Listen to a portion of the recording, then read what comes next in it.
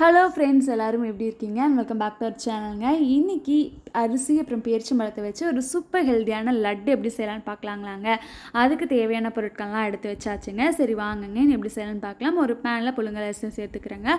அரிசி வச்சு சேர்த்துமே இது நல்லா இருக்குமா அப்போலாம் நீங்கள் யோசிக்கவே வேணாங்க, அவ்வளோ டேஸ்ட்டாக இருக்கும். அரிசி கொஞ்சம் பொரிஞ்சதுக்கப்புறமா 2 ஏலக்காய், முந்திரி பருப்பு சேர்த்துக்கிறேங்க.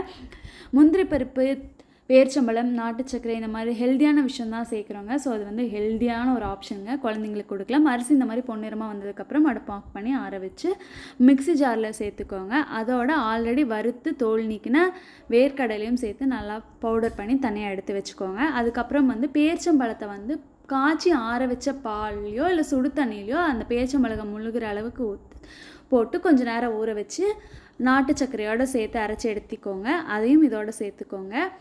ஏன் பாலோ தண்ணியோ சேருங்க அப்படின்னு சொல்கிறேன்னா, அது வந்து நமக்கு உருண்டை பிடிக்கிறதுக்கு வந்து நல்லா வருங்க. அப்புறம் வந்து ஒரு ஸ்பூன் நெய்யும் சேர்த்து நல்லா வந்து பிணைஞ்சு உருண்டை பிடிச்சிங்க அப்படின்னா சூப்பரான அரிசி வச்சு செஞ்ச லட்டு ரெடி ஆயிருங்க.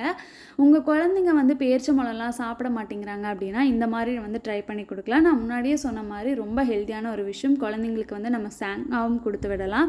கடையில் அது இதுன்னு வாங்கி கொடுக்குறதுக்கு இந்த மாதிரி நம்ம வீட்டிலேயே செஞ்சு கொடுத்தா அப்படின்னா சூப்பராக இருக்குங்க. கண்டிப்பாக ட்ரை பண்ணி பாருங்கள். இன்னொரு வீடியோவில் பார்க்குறேன். சிட்டா பாய்.